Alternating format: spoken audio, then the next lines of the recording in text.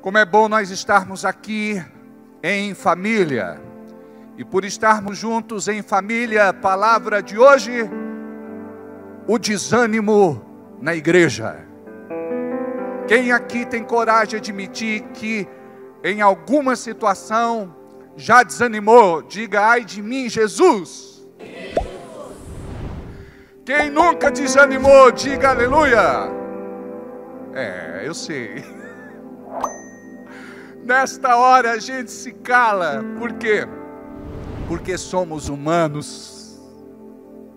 Somos de carne e osso. O sangue corre nas nossas veias. Mas por outro lado, nós precisamos experimentar do poder da palavra de Deus na nossa vida, que nos resguarda de toda seta inflamada e envenenada do diabo. Precisamos estar com os nossos escudos da fé embraçados, porque o diabo, ele não para, ele não tira férias, não tem folga, não faz greve. Agora, quando nós temos uma compreensão mais profunda a respeito das artimanhas, dos estratagemas, das armadilhas, dos meios que o inimigo usa para atacar a igreja, nós estaremos mais preparados para vencer o nosso inimigo, arqui-inimigo número 1. Se é que posso dizer isso, porque muitas vezes o nosso maior inimigo é a gente mesmo. Depois do diabo, entra o teu poder de decisão, a sua escolha, o seu livre-arbítrio. Então é importante que você tenha uma revelação no coração hoje a respeito disso, o desânimo dentro da igreja. Pastor, existe? Claro. É pecado? Depende. Por quê? Porque o desânimo pode afastar você de Jesus. O desânimo pode tirar você da igreja. O desânimo pode privar você daquilo que o Senhor tem para a sua vida como propósito. Então o diabo, ele é sucinto na sua forma de agir, mas ele é extremamente objetivo. E nós não podemos, como disse Paulo, ignorar os seus ardis. A igreja precisa de um dom em operação o tempo todo, que se chama discernimento de espírito. Isso é de Deus ou é do diabo na minha vida? Se é do diabo, eu repreendo, amarro e expulso em nome de Jesus. Porque se você for letárgico, vagaroso, passivo, você vai ser preso nesta teia, assim como uma aranha faz com as suas presas. Quando você se dá conta, para alguns é um caminho sem volta.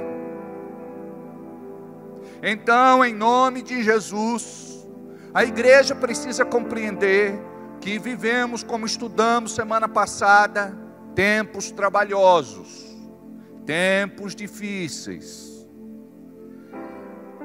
A pandemia, ela veio revelar aqueles que são crentes de verdade.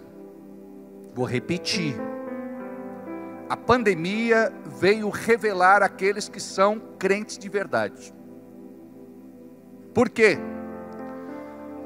Porque para nós deve ser de vital importância, eu disse, de vital importância, para você ter uma melhor compreensão, Para nós deve ser uma questão de vida e morte estar aqui, porque pertencemos ao reino de Deus. Não somos do mundo, não amamos o mundo, e nem o que no mundo há. Somos de Deus. Diga: eu sou de Deus. Você foi comprado por bom preço, pelo sangue imaculado de Jesus derramado na cruz do Calvário. Ali foi o altar, onde o sacrifício vivo de Deus, o cordeiro imolado, morreu por você. Ele foi substituto. Ele morreu a tua morte, para que você vivesse a sua vida. Ele se tornou aquilo que você era, para que você se tornasse o que Ele é. Você não é qualquer um. Eu quero falar para quem está em casa: você não é qualquer um. Você é filho e filha de Deus. Muitas vezes nós ficamos no rótulo: crente, cristão, evangélico. Você precisa entender que você vai além disso. E muitas vezes o diabo não quer que você tenha essa revelação. Você é filho e filha de Deus. Você precisa ter consciência e convicção da sua filiação e paternidade. Assim, você vai vencer o inimigo. Eu gostaria que você abrisse sua Bíblia comigo no Evangelho de João, capítulo 16, versículo 33. Diz assim: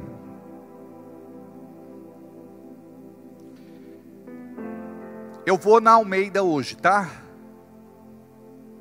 Tenho-vos dito isto, para que em mim tenhais paz. No mundo tereis aflições, mas tende bom ânimo, eu venci o mundo. Vamos ler juntos? Eu falo e vocês repetem depois de mim. Tenho-vos dito isto, para que em mim tenhais paz. No mundo tereis aflições, mas tende bom ânimo, porque eu venci o mundo. Este conselho é de quem? Do próprio Jesus.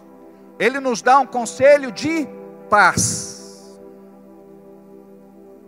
Ele nos dá um conselho de paz. E esta paz você não encontra em outro lugar, só nele. Olha o que fala a palavra: tenho-vos dito isto, para que em mim, diga, em Jesus, tenhais paz. Jesus disse: esta paz vos dou, e não vos dou como o mundo a dá. Ou seja, a paz do mundo não é a paz verdadeira, genuína, legítima. O mundo pode te oferecer uma falsa sensação de paz. A paz verdadeira, legítima, genuína, só pode ser encontrada em Jesus. Em nenhum outro lugar. Você pode estar vivendo hoje uma falsa sensação de paz,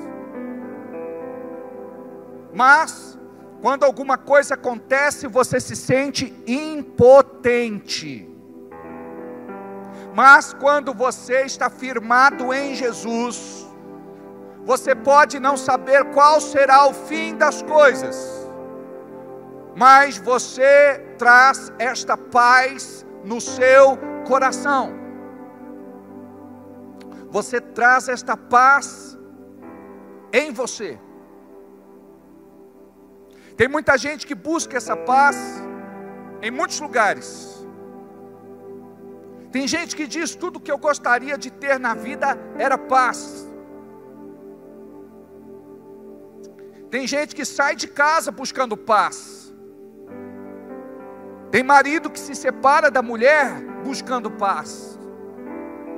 Tem filhos que saem de casa buscando paz. Tem gente que troca de trabalho, de profissão, de empresa, buscando paz, quando na verdade a verdadeira paz reside, mora e habita dentro de você, porque é o próprio Cristo, é o próprio Jesus. Diga comigo: eu tenho paz. Você precisa ter paz para viver, paz para decidir, paz para fazer escolhas, paz para cumprir um propósito aqui na terra. Sem paz não faça nada. Esta paz muitas vezes pode ser interpretada como um ambiente de extrema tranquilidade,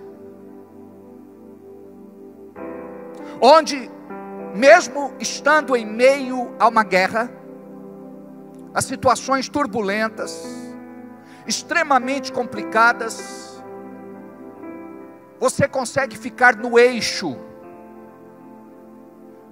você consegue ter equilíbrio, você consegue ficar no centro, não da sua vontade, mas da vontade perfeita de Deus. E a palavra fala a respeito de um dom chamado de domínio próprio, ou de controle.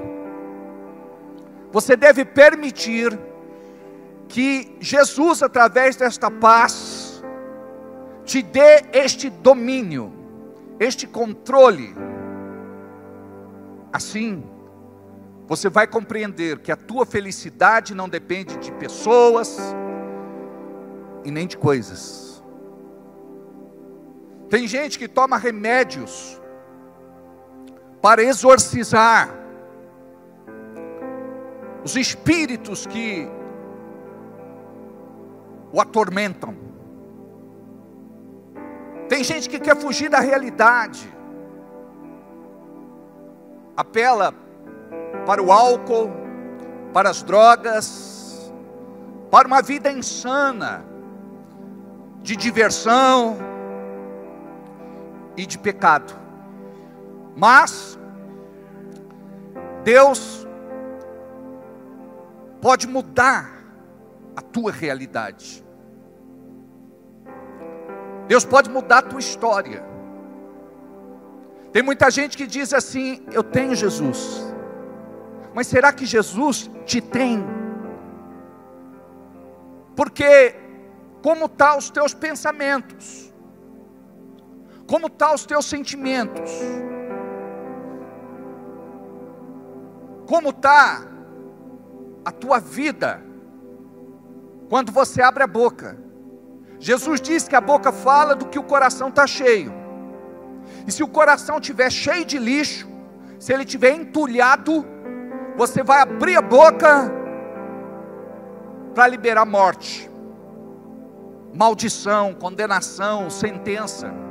E o pior, muitas vezes contra você mesmo, porque estas palavras podem ser como um bumerangue. Elas são liberadas, mas daqui a pouco elas voltam e te pegam de surpresa. Você parou para perceber quantas coisas têm roubado a tua paz? O diabo usa pessoas próximas a você para roubar a tua paz. Por isso que família, que era para ser muito unida, de repente é desunida, porque isso ataca a tua paz. Isso rouba a tua paz, isso tira a tua paz.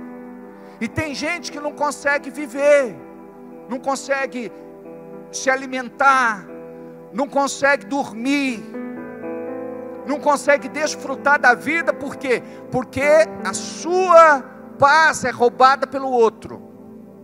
Preste atenção, antes, qualquer coisa roubava a minha paz também. Eu era uma pessoa extremamente irritada. Também, em alguns momentos, eu era explosivo, me irava à toa, me irritava, ficava chateado. Um dia, quando eu aprendi a respeito da paz que eu pensei que tinha, a minha vida mudou radicalmente, porque o Espírito Santo começou a ministrar no meu coração: isto não pode roubar a tua paz, o diabo não pode cumprir com o seu intento, você é que deve dizer: diabo, você não tem poder na minha vida, você não vai usar o fulano, o cicrano e o beltrano, isso não vai me chatear, me aborrecer e me deprimir. Eu te proíbo, diabo, de me tentar, para que eu fique desanimado, desmotivado, descompensado, desorientado, confuso, porque é isso que o desânimo faz na sua vida. O diabo quer que você fique jogado numa cama, se cobrindo com aquele cobertor fedido e aquele travesseiro babado, porque o desanimado, ele não quer nem que lave o cobertor dele. Tem criança que tem um cobertorzinho, né? Pastor, é o cheirinho dele. Eu falei: irmã, vai lavar esse cheirinho. Deixou de ser cheirinho há muito tempo, é fedorzinho. Não pode nem trocar as fronhas do travesseiro. Deixa eu te falar, cuidado com o ambiente onde você dorme. Não atraia demônios para o seu quarto. Limpe o seu quarto.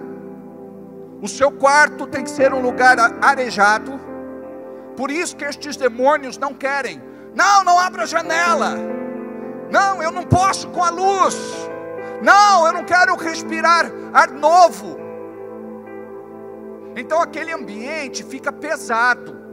Nós que trabalhamos com libertação, muitas vezes vamos na casa de uma pessoa, janela fechada. É aquele ambiente onde existe um odor, muitas vezes de bolor, muitas vezes de umidade, muitas vezes de poeira, muitas vezes com um cheiro incerto no ar, porque o ar ele fica ali preso, represado. É a cama que não é higienizada, não troca lençol, não lava cobertor, não lava fronha. Então ali se torna um ninho de demônios. Tem gente que está me ouvindo e pode dizer que isso é apelação. Não é apelação, é experiência. Agora, uma verdade não vai deixar de ser verdade, independente de você acreditar nela ou não.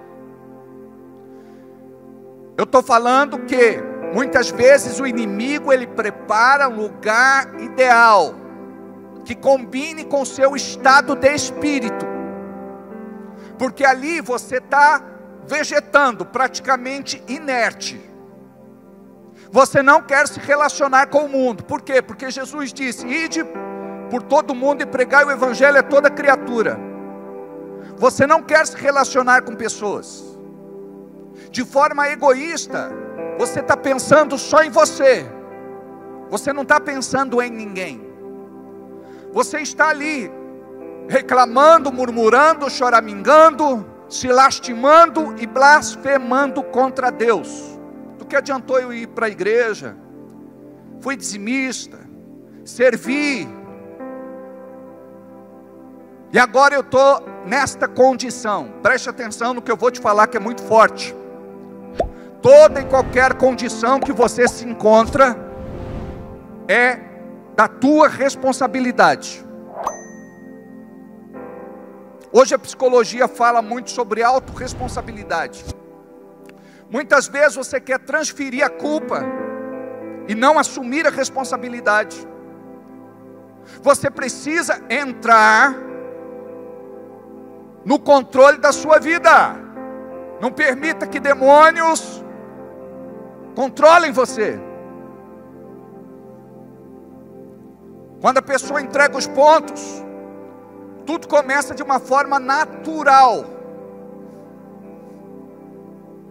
Os psicólogos auxiliam no tratamento, os psiquiatras auxiliam no tratamento, mas chega uma hora que uma porta é aberta e espíritos começam a agir na vida daquelas pessoas. Por isso que um tratamento medicamentoso, muitas vezes, sozinho não é o suficiente. Nós temos trabalhado com muitas pessoas que têm sido libertas do cativeiro, de prisões, que não são só emocionais, são espirituais. Então nós que lidamos com o reino invisível, o reino sobrenatural, o reino espiritual, devemos compreender, porque muitas vezes nós vemos um ataque de demônios na vida de uma pessoa lá fora, mas não enxergamos quando eles se levantam contra nós. E foi aí que eu tive um start, que Deus me trouxe uma revelação, porque eu também era sensível, hipersensível, eu também era melindroso. E para você ser discípulo de Jesus, você tem que ser calejado. O teu casco tem que ser duro, porque você vai sofrer perseguições, injustiças, ameaças, ataques. E Deus te capacita através dos dons do Espírito, te levanta para o ministério, e Ele não pode investir na vida de alguém que de forma infantil joga tudo para cima, abandona tudo e volta para o mundo. Então Deus, Ele precisa talhar em você, esculpir em você um novo caráter, uma nova personalidade, um novo temperamento, uma nova identidade. E eu confesso a vocês, irmãos, que eu já passei por muitas, poucas e boas. Passei por situações que achei que não conseguiria vencer, humanamente falando. Mas a palavra é clara: no mundo tereis aflições, mas tende bom ânimo, eu venci o mundo. Jesus venceu primeiro, nos deu o exemplo. Ele não venceu como Deus, Ele venceu como homem, cheio do Espírito Santo. Aqui na terra, Ele era Deus, 100% Deus e 100% homem. Mas Ele venceu como homem, para nos dar o exemplo. Se eu venci, vocês também vão vencer. Mas você precisa ouvir estas verdades. São verdades libertadoras. E conhecereis a verdade vos libertará. Você pode estar preso na tua mente, e eu já preguei sobre prisões espirituais ou mentais. Tudo começa naturalmente na mente, depois se torna espiritual. Vocês podem procurar um vídeo no nosso canal no YouTube, prisões mentais. Por favor, assistam de novo este vídeo, não só uma vez, 2, 3 e quantas forem necessárias, até esta revelação cair no coração de vocês. Tem gente que tem me dito: pastor, cada dia eu ouço uma ministração. Aí eu pergunto: qual é a sugestão de Deus para você? Ele diz: não sei, eu acho que devia fazer assim, então estou fazendo desse jeito. Mas na verdade, você precisa compreender aquilo que Jesus falou para Nicodemos. Nicodemos, você é religioso, você não sabe para onde o meu vento está soprando, ou o vento de Deus está soprando. Você não sabe. Então você precisa saber para onde o vento está soprando. Você precisa de restauração nesta área. Então vamos trabalhar bem esta área, até você se fortalecer em Deus, ter uma boa base, fundamento, estrutura, para você poder passar para um outro estágio. Hoje é um grande problema no meio da igreja, essa questão emocional, porque os crentes não têm controle sobre as emoções. O grande problema não é o que você pensa, é como você pensa. Ou seja, o que é que você faz com aquele pensamento? Vocês acham que eu não tenho pensamento ruim? Vocês acham que o diabo muitas vezes não vem com um sentimento malicioso contra mim? Você acha que o diabo não me ataca? Tanto na minha mente, na minha carne? Mas eu preciso ter esta revelação. O mais importante não é o que eu penso, é como eu penso. O que eu faço com este pensamento? Aí eu vou resistir àquela tentação em nome de Jesus, e vou vencer o pecado. Vocês acham que o diabo muitas vezes não quer plantar um sentimento no meu coração, mesmo sendo pastor? Deixa eu te falar uma coisa. Se tem algo extremamente doloroso para um pastor, é a mordida da ovelha. É a mordida da ovelha. E a ovelha morde muitas vezes com a sua ingratidão. Se tem uma coisa que o diabo usa no meio da igreja, não deixa isso acontecer com você. Seja grato. Manifeste essa gratidão. Fale com a sua boca. As nossas conversas precisam ser mais bíblicas, mais santas, mais espirituais. Eu não estou falando de ser crente radical, fundamentalista, fanático. Eu estou falando de você ser convertido, de você ser grato, manifestar isso de uma forma muito simples, mas objetiva. Então muitas vezes é a mordida da ingratidão, é a mordida da fofoca, é a mordida da mentira, é a mordida da injustiça. E como que eu faço? Eu preciso amar vocês incondicionalmente. Eu não amo você porque você é bonitinho, cheiroso, bem arrumado.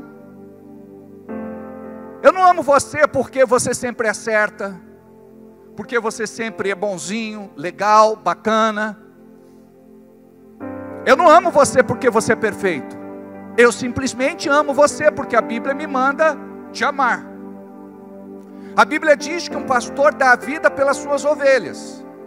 Eu estou aqui, disposto a dar a minha vida por você que está aqui neste culto presencial e por aqueles que estão em casa. Mas a maior parte de vocês não estão dispostos a dar a vida de vocês por mim.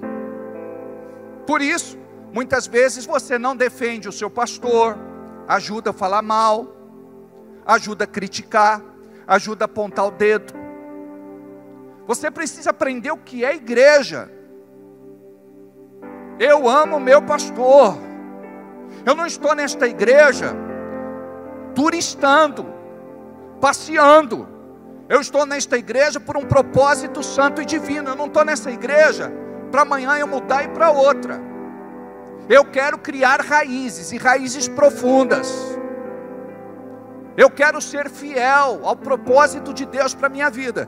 Porque a árvore que é arrancada de um lugar e plantada em outro, chega uma hora que ela vai morrer. Ela não vai frutificar. E perceba, em nossos dias não existe mais fidelidade ministerial. É comum, virou prática, rotina, vício. O crente hoje está aqui, amanhã ele está em outro lugar. Ouve essa. Uma irmã que evangelizava, Deus usava ela para pregar para as pessoas. E ela trazia muitas pessoas para a igreja. Até um dia que o diabo começou a contaminar o seu coração. Ela encontrou um dia uma pessoa na rua e disse: olha, eu queria te convidar para conhecer Jesus lá na igreja em que eu estou indo. A pessoa disse: legal, eu vou sim. Encontrou ela depois de 3 meses. A pessoa envergonhada disse: me perdoa, porque eu não consegui ir. Eu não consegui atender o seu convite. Mas eu vou na sua igreja. Ele disse: olha, só que eu não estou mais lá naquela igreja. Eu estou em outra igreja agora. Ele disse: tá bom, em que igreja você está? Ah, eu estou indo nesta. Esta igreja é uma bênção, o pastor é muito usado, o louvor é muito ungido, lá eles vivem o amor, eu me encontrei. Ele falou: tá bom então, eu vou nessa igreja. Depois de 3 meses encontro o irmão de novo, e ele diz: olha, eu estou até envergonhado, eu não consegui ir, me perdoa, mas eu vou. Ele diz: não, mas eu não estou mais lá naquela igreja, agora eu estou em outra. Essa igreja que eu estou agora é top das galáxias. Esta igreja agora é uma bênção. Chega uma hora que a pessoa perde o crédito. Chega uma hora que a pessoa perde o crédito. Por quê? Porque ela não tem identidade. Ora está aqui, ora está ali, ora está acolá. Nós precisamos aprender o que é aliança na Bíblia. Nós precisamos associar isso, aliança, a um casamento. Por exemplo, quando acontece qualquer coisa no casamento, o marido deve ir embora? Não, ele deve sentar com a esposa, como alguém maduro, e se consertar, ajustar os ponteiros. Querida, eu fiz uma promessa no altar, de viver com você por toda a vida, e isso implica que nós precisamos se acertar. Isso me chateou, eu não gostei, mas eu quero te pedir perdão, porque o inimigo plantou sementes no meu coração contra você. Eu pensei em ir embora, te deixar, de me divorciar, mas como um crente maduro em Jesus, eu devo dizer que eu te amo. Não te amo porque você é perfeita, eu te amo porque Jesus mandou eu amar você como Ele amou a igreja. Então, eu preciso estar disposto a dar a minha vida por você. E mulher precisa ter segurança. Não vou deixar você. Qualquer coisinha, vou para a casa da mamãe. Toma vergonha. Faz mochilinha, põe nas costas, faz drama. Para mim não dá, cansei. Nós precisamos ter maturidade como homens. Eu sei que muitas vezes dá vontade de chutar o pau da barraca, mas aí a gente vai para a palavra. E você precisa ter temor de Deus, porque caso contrário, Deus vai tratar com você. Escolheu a mulher para ter uma aliança? Ela escolheu você para ter uma aliança? Só que é assim, cada caso é um caso. Eu não quero aqui julgar quem se separou e o motivo. Não quero fazer isso. E nem vou fazer isso. Mas eu quero dizer que hoje, porque nós temos uma revelação no coração, porque hoje você está ouvindo o Evangelho que liberta. Você não vai ser mais como aquela mulher samaritana. Ela já tinha casado por 5 vezes. E este homem que está com você não é teu marido de verdade. nós conseguimos resolver as coisas com o diálogo. A via de comunicação não pode estar bloqueada. Então, a mulher precisa conversar com o marido conversar com a mulher e se acertarem. Não tem esse negócio de ficar de mal, dormir em cama separada, ignorar a esposa ou o marido. Não permita que o diabo atrapalhe a tua relação. Então eu estou falando de igreja agora. Existe uma aliança entre nós, qualquer coisinha, fica de mal, fica indiferente, se afasta. Tem marido que diz assim: eu não estou bem com a minha esposa, ele vai buscar uma aventura fora. Está certo isso? De repente ele sai com outra moça. Não, eu não fiz nada, eu não beijei ela, eu não abracei, não tive contato físico, não dormi com ela. Mas qual era a intenção dele? Qual era a intenção do diabo? Quebrar a aliança. Então aconteceu alguma coisa, sai de casa para uma aventura. O crente é assim, quando ele está chateado na igreja dele, ele vai para outra igreja. Ele vai atrás de uma aventura. Ele não quer consertar a situação dentro da sua igreja. Sabe o nome disso? Adultério espiritual.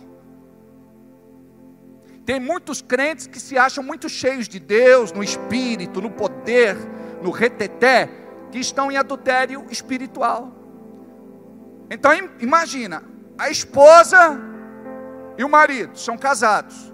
Qualquer coisinha que acontece, aí eu vou procurar uma aventura. Ele vai sair, vai conhecer uma mulher, ou já conhece, e de repente, ele simpatiza, ele gosta. Ele não fez nada, não beijou, não abraçou, não teve contato físico, não dormiu com ela. Olha o que a Bíblia fala a respeito de adultério.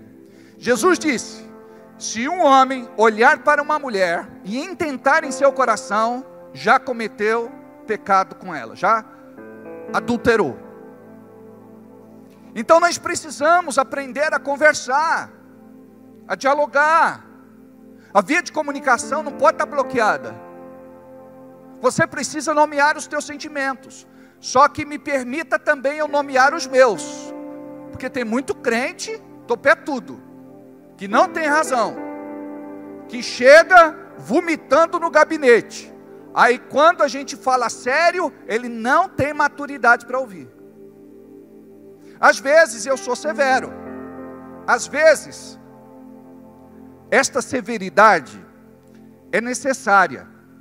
Mas eu confesso a vocês que todas as vezes que eu tenho que tratar uma situação, é com muito amor. Quando uma mãe corrige um filho, qual é o objetivo? De espancá-lo? De torturá-lo? De matá-lo? Não, é de ensinar alguma coisa, é ou não é? Vocês pensam que não tem crente mimado? Que bate o pezinho, faz beicinho, trança os braços, faz birra e se joga no chão? Ou é do jeito dele, ou ele vai para outra igreja. Eu vou tomar liberdade de falar algo aqui. Nós tivemos na igreja um irmão, era uma família, lá atrás, muito abençoados. Eu acredito que até hoje eles são muito abençoados, mas bem longe de mim. Porque eles entregavam um bom dízimo, uma boa oferta, e o camarada se achava no direito de dizer quem é que eu tinha que colocar na recepção. Eu não gostei dessa pessoa, eu passei por ela, ela não sorriu para mim, ela não pegou, eles não pegaram na minha mão, não me cumprimentaram direito. Ninguém quer saber como foi a semana daqueles que estão na recepção. Eu costumo dizer, se a tua vida não está legal, não está bem, não deixe ninguém perceber. Então se nós temos um papel ali na frente, sorrisão, como diz a Alaine, sorrisão. Você está ali para cumprir um papel, para desenvolver o seu ministério. Aquela pessoa que está chegando, geralmente ela teve uma semana também muito difícil. Aquele sorriso pode curar ela. aquele cumprimento que deve ser direito, não pode ser um negócio de qualquer jeito. Aí, pastor, eu acho que você tem que mudar as músicas do louvor. Eu acho que você tem que tirar aquela pessoa que está no louvor. Eu não gostei daquele que prega. Eu não gostei daquele que dá o recado. Eu não gostei daquele que orou. Chegou uma hora que eu chamei no gabinete. Falei, ô irmão, eu quero dizer que eu te amo tanto, tanto, tanto, a ponto de pedir para você ir para outra igreja. Ele disse, o senhor está louco? Eu falei, irmão, eu não posso me sujeitar, eu não posso me prestar a este papel. Você não pode me controlar, você não é o Espírito Santo. Porque ele começou a causar um ambiente tóxico, hostil. Ele falou, o senhor está falando sério? Eu falei, estou, irmão. Para o bem da nossa amizade, eu gostaria que você fosse para um outro lugar. Mas eu gostaria de lhe dar um conselho. Recebe se você achar que é da parte de Deus. Aí você fala, pastor, por que o senhor não deu o conselho para ele ficar? Aqui o ambiente já estava estragado.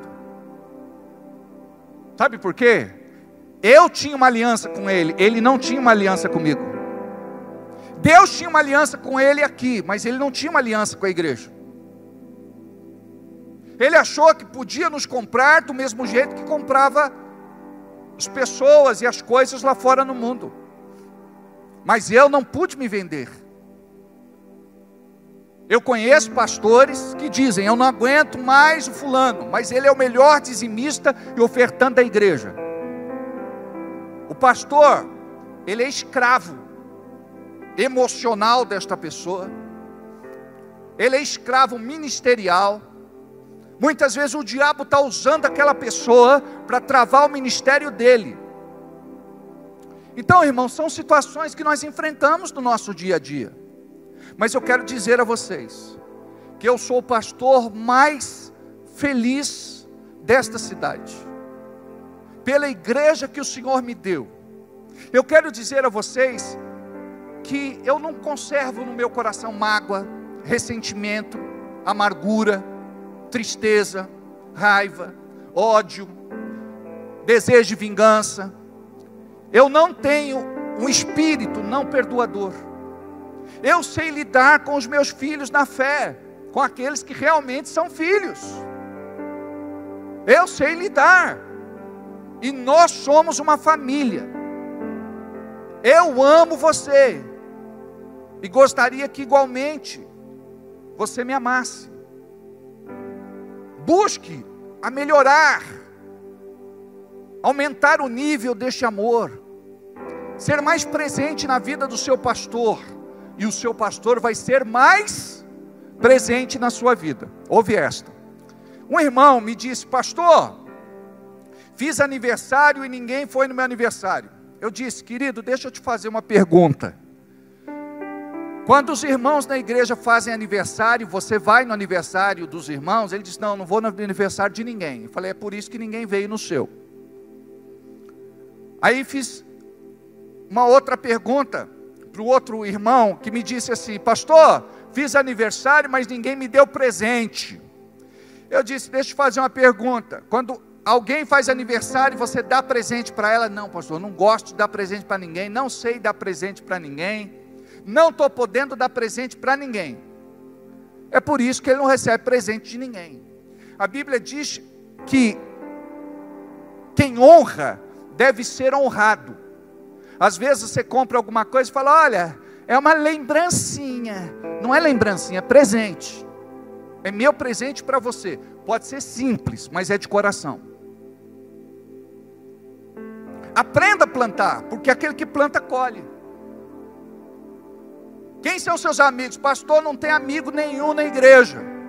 Não tenho nenhuma amiga na igreja. A culpa não é da igreja. A culpa é nossa, que nos isolamos. Tem cada irmão gente boa na igreja. Tem cada irmã gente boa na igreja. Você não faz conta. Uma vez, um dos nossos líderes me disse assim, na igreja tem muito fofoqueiro. Tem muita fofoca. Eu falei, eu não sei com quem você está andando, mas as pessoas com quem eu ando não são fofoqueiras. Você é que escolhe, você tem que ser seletivo. Eu não vou andar com gente para me puxar para trás e me empurrar para baixo. Eu quero pessoas que me ajudem a alavancar. E é tão bom conversar com vocês. Sempre vocês têm uma coisa boa para falar e compartilhar comigo. Mas pastor, mas a gente também fala de problema, de dificuldade, de luta, faz parte. Mas a gente não vive problema, dificuldade e luta. Nós vivemos a fé. Nós olhamos para tudo isso e dizemos assim, vai mudar, vai ser diferente, nada é eterno, a minha bênção está a caminho, não é assim? Então, queridos, nós precisamos aprender o que é aliança, o que é fidelidade, o que é lealdade. Nós precisamos compreender a importância da nossa posição como membros do corpo. Sabe por quê? Porque se você está desligado do corpo, o membro apodrece. Se você corta um braço, ele vai apodrecer. Então, se você está ligado ao corpo de Cristo, você vai viver uma vida diferente. Não significa que você não vai se machucar. Eu tenho muitas cicatrizes no meu corpo. Uma vez, eu acordei de noite. Tem vezes que a gente acorda meio atribulado, não é? Saí correndo, dei uma topada. É topada, né? Topada na cama. Amados, o meu dedinho fez assim, ó. Ou assim.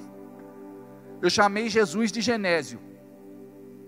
Amados, eu vi estrela. Amados, eu chorava.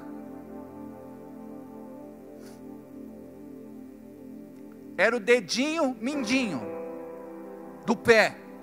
Amados, o corpo inteiro ficou dolorido. Não é assim? Se doer só ele, tá bom, é pequenininho, a gente suporta a dor. Não, doía tudo. Então, quando aquele irmãozinho, aquela irmãzinha não está bem, o corpo todo sente. A gente quer uma igreja que flua na unção do Espírito, na operação dos dons. Você quer uma igreja onde os ministérios se efetivem como algo sério da parte de Deus? Então nós precisamos ser membros sérios. Você precisa decidir quem é teu pastor, estar debaixo da cobertura dele, ouvir a sua voz, porque a Bíblia diz que o pastor conhece a voz das ovelhas. Ou melhor, as ovelhas conhecem a sua voz. É isso que Jesus falou. As ovelhas conhecem a minha voz como pastor. E é interessante porque as ovelhas só obedecem à voz do pastor. Lá em Israel, vocês podem ver isso na internet, os pastores chamam as ovelhas e outras pessoas chamam as ovelhas e as ovelhas não vêm. Somente o pastor, quando ele chama, aí ele é ouvido. Muito legal, né? Então eu quero dizer para vocês que eu sou bem resolvido com respeito à minha igreja. Às vezes eu vou por aí ministrar, pregar, ensinar a palavra. Os pastores estão assim tão pesarosos, chateados, aborrecidos com o seu rebanho. Eu disse, pastor, você precisa aprender a ser bem resolvido. Por quê? Porque o pastor muitas vezes ele tem uma falsa, como é que chama? Expectativa a respeito do irmão. Não, você não precisa ter falsa expectativa. Você tem que ter uma expectativa realista. Hoje de repente o irmão está bem, amanhã pode ser que ele esteja mal. Mas qual é o nosso trabalho? Treinar vencedores, treinar vencedores, treinar vencedores. Até chegar uma hora que você fala, pastor, isso me aborrecia, não me aborrece mais. Isso me chateava, não chateia mais. Isso me deprimia, não me deprime mais. Pastor, eu tinha esse problema financeiro, agora eu venci. Pastor, eu tinha essas questões que eram minhas, íntimas, particulares. Mas agora, graças a Deus, eu sou bem resolvido. E acabou. Você vai conseguir ajudar outras pessoas. Eu vejo alguns que querem ter contato, mas viram um contato maligno. Por quê? Porque é o sujo querendo ajudar o mal lavado. É o feio querendo ajudar o horroroso. Não dá certo. Então imagina só, quando você está curado ou no processo de cura, Deus vai te usar. E você precisa compreender isso. Eu falei dia desses com um irmão, o irmão está com a vidinha toda torta. E ele quer aconselhar, ele quer fazer mapeamento, ele quer discipular. Eu falei, irmão, puxa o freio de mão, vamos cuidar primeiro de você, para depois você cuidar das pessoas. Por quê? Porque você ministra a unção que vive. O cara está com a vida toda torta, que unção ele vai ministrar? O outro vai estar com a vida torta também. Tem essa coisa de espírito correspondente, onde um atrai o outro. Então a coisa é bem delicada. Ó, semelhante atrai semelhante. A Bíblia diz que um abismo chama outro abismo. Diga, eu preciso ser bem resolvido. Diga, eu gostei dessa lição de hoje. Tenho-vos dito, para que em mim tenhais paz. No mundo tereis aflições, mas tendes bom ânimo, porque eu venci o mundo. Porque Jesus nos deu este conselho de paz, porque Ele é a própria paz. Ele é conhecedor do futuro. Jesus sabia que as suas palavras poderiam acalmar o nosso coração nos momentos de crise emocional. Você precisa identificar quais são os momentos de crise emocional. Jesus, como Deus vestido de homem, conhecia bem nossa estrutura humana, nossa fragilidade diante das situações, nossas crises existenciais ou crises de identidade. Quando nós olhamos para a Bíblia em 1 de Reis, capítulo 19, versículo 4, nós vemos que depois daquele momento épico, quando o profeta vence os inimigos de Deus no Monte Carmelo, e os profetas e sacerdotes de Baal são destruídos, ele entra em crise. Muitas vezes depois de uma grande conquista, pode ser que você entre em crise. Aí você precisa trabalhar com isso. Por quê?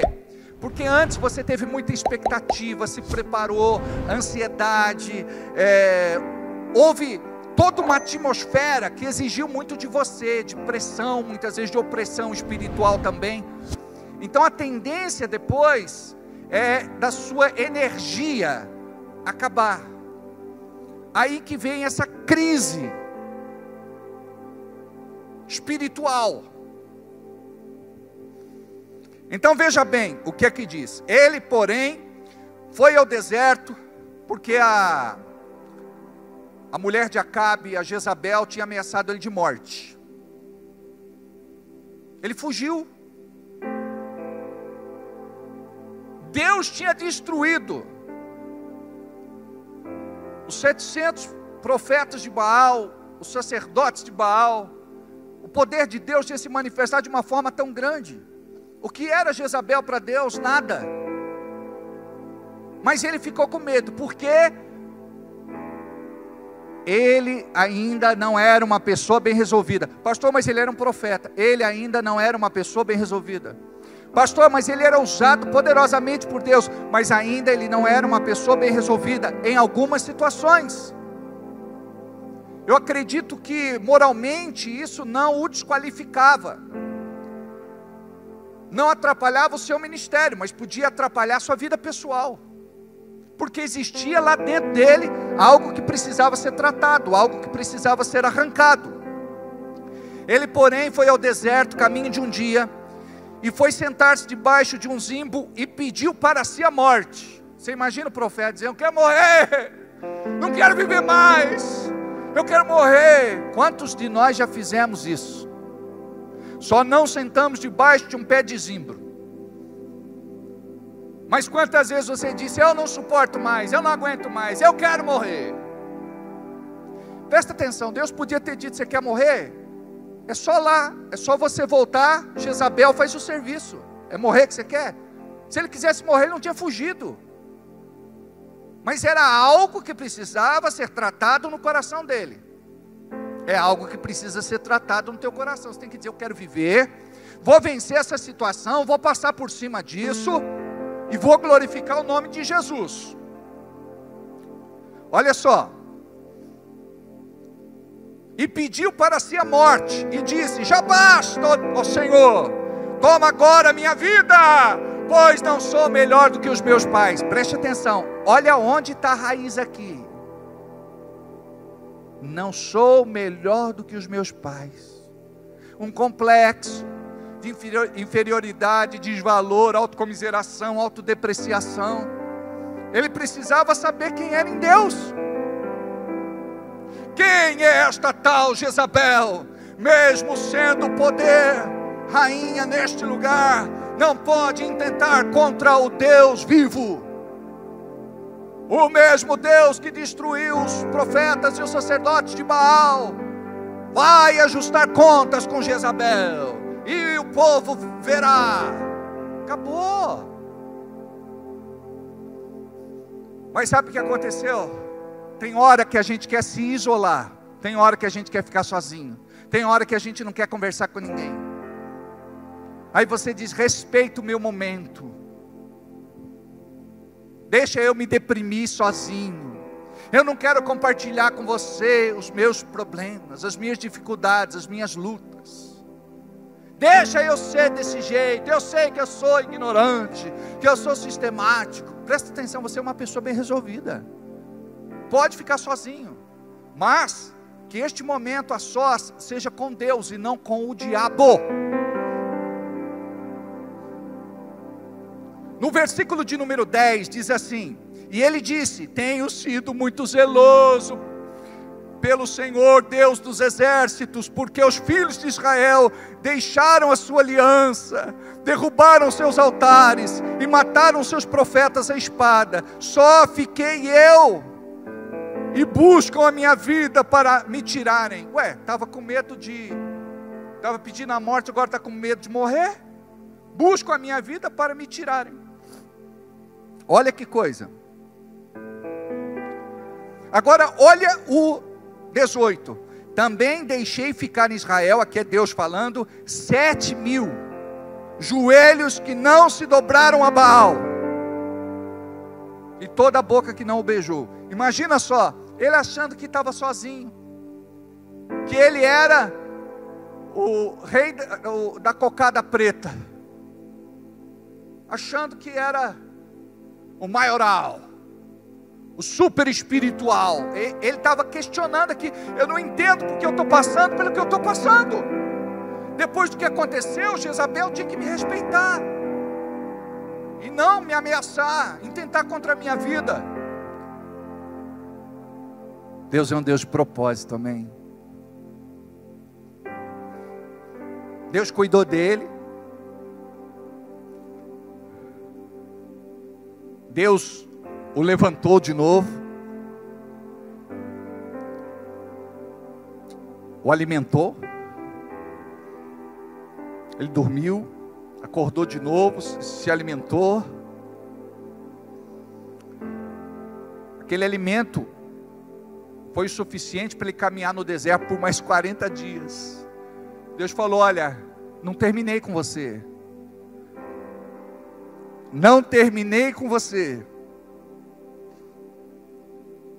você ainda tem que ungir o novo rei da Síria, de Israel, e o seu sucessor. A obra que eu tenho na tua vida não acabou ainda. Sabe por que você está aqui? Existe uma obra de Deus para ser realizada através da tua vida. Eu não sei qual é.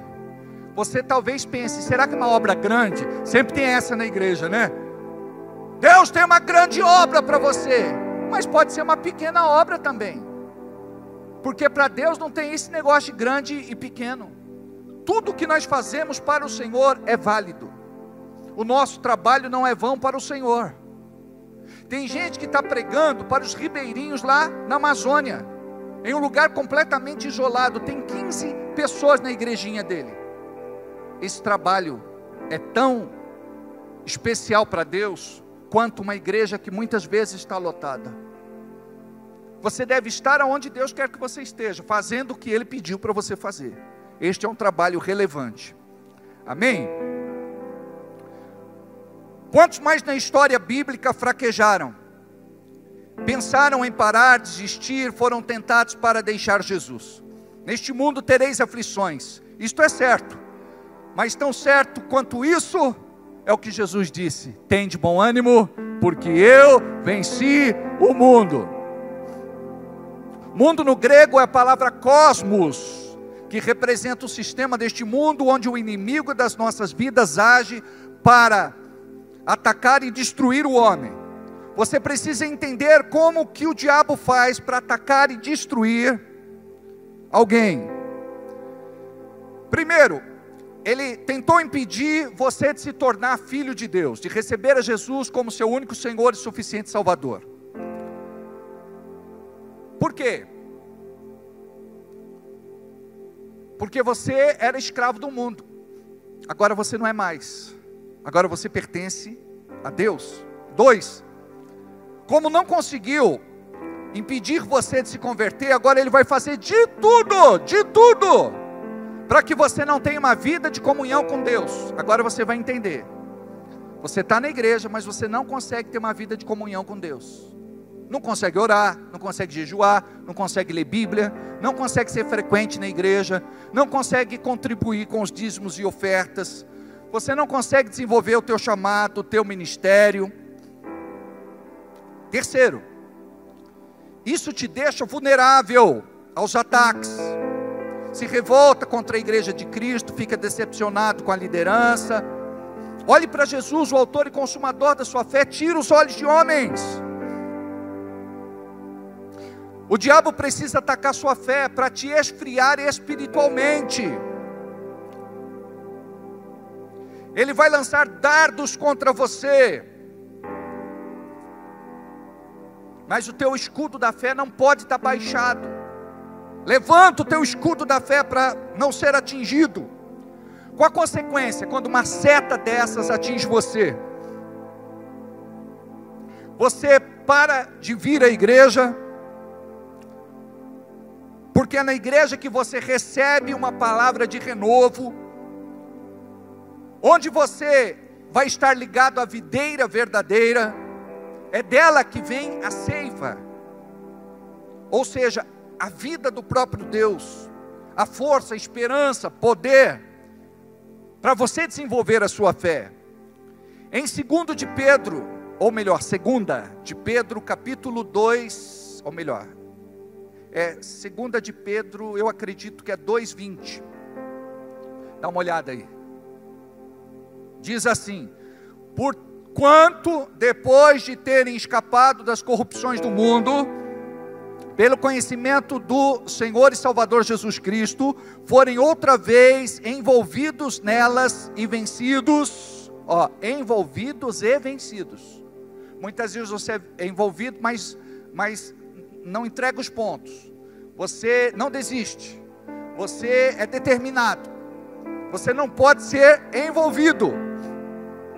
Vou repetir: porque, portanto, se depois de terem escapado das corrupções do mundo, ou seja, se convertido a Jesus, pelo conhecimento do nosso Senhor e Salvador Jesus Cristo, forem outra vez envolvidos nelas e vencidos, tornou-se-lhes o último estado pior do que o primeiro, porque melhor lhes fora não conhecerem o caminho da justiça, ou não terem ouvido as verdades da palavra de Deus, porque agora você não é mais ignorante, do que conhecendo-o, desviarem-se do santo mandamento que lhes fora dado. Deste modo, sobreveio-lhes o que por um verdadeiro provérbio se diz: o cão voltou ao seu próprio vômito, e a porca lavada ao espojadouro de lama.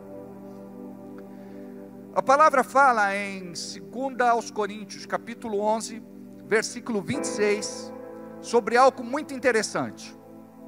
Fala do perigo entre os falsos irmãos. Mas pode colocar para mim, por favor, a partir do versículo 23. 11:23. São ministros de Cristo, falo como fora de mim, eu ainda mais, em trabalhos muito mais, em açoites, mais do que eles, em prisões muito mais, em perigo de morte muitas vezes. Recebi dos judeus 5 quarentenas de açoites, menos 1. 3 vezes fui açoitado com varas. 1 vez fui apedrejado. 3 vezes sofri naufrágio. 1 noite e 1 dia passei no abismo. Em viagens muitas vezes, em perigos de rios, em perigos de salteadores, em perigos dos da minha nação, em perigos dos gentios, em perigos da cidade, em perigos no deserto, em perigos no mar, em perigos entre falsos irmãos. Então na igreja nós temos irmãos verdadeiros, que se converteram, cheios do Espírito Santo. Mas temos aqueles irmãos que são falsos irmãos. Têm uma aparência de piedade, mas são só religiosos. E você tem que saber com quem você anda. Sabe por que eu cheguei até onde eu cheguei? Porque eu me associava com irmãos espirituais. Eu tinha esse discernimento. Em trabalhos e fadiga, em vigílias muitas vezes, em fome e sede, em jejum muitas vezes. Além das coisas exteriores, me oprime cada dia o cuidado de todas as igrejas. Ou seja, eu tenho algo superior para fazer. Algo superior. E a palavra diz no versículo 14, coloca aí 11, 14, não é se maravilhar, porque o próprio Satanás se transfigura em anjo de luz. Ou seja, é assim que ele engana os crentes. Eu tenho que parar por aqui. Hoje é dia dos pais, eu quero que você tenha um almoço abençoado. E eu gostaria de fazer uma oração com vocês. Pode curvar a cabeça, assentado mesmo. Feche os teus olhos, diga comigo, eu preciso ouvir a sua voz.